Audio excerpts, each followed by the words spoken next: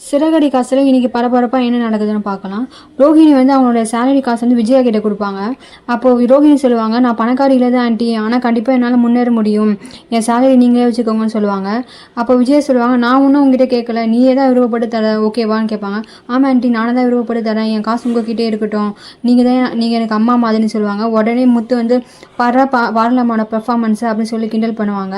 அப்போ மனோஜர் அப்பா சொல்லுவார், ஏன் விஜய் அவங்க எது காசு வாங்குற, உனக்கு தான் காசு மேலே விருப்பம் இல்லைல்ல, அவகிட்ட கொடுத்துட்டுன்னு சொல்லுவாங்க.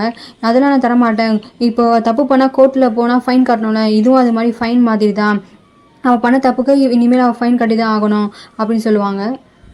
முத்துவோட அப்பா வந்து இதெல்லாம் ரொம்ப தப்பு விஜயா, நம்ம மருமக வந்து நம்ம பொண்ணு மாதிரி பார்த்துக்கணும், நீ அவகிட்டேருந்தே காசு வாங்குறே, உனக்கு வெக்கமா இல்லையான்னு கேட்பாரு. இதில் நான் என்ன வெக்க பண்ணும், அவளாக தான் கொடுக்குறா, அவள் என்கிட்ட கொடுக்கணும்னு மனோஜ் தான் விருப்பப்படுறான் அப்படின்னு சொல்லுவாங்க. ஆமாம் ஆண்டி, எனக்கு விருப்பம் தான், விருப்பப்பட்டு தான் உங்ககிட்ட கொடுக்குறேன், எனக்கு எந்த பிரச்சனையும் இல்லை அப்படின்னு சொல்லி ரோஹிணி வந்து ஆன்ட்டிக்கு தான் சப்போர்ட் பண்ணி பேசுவாங்க.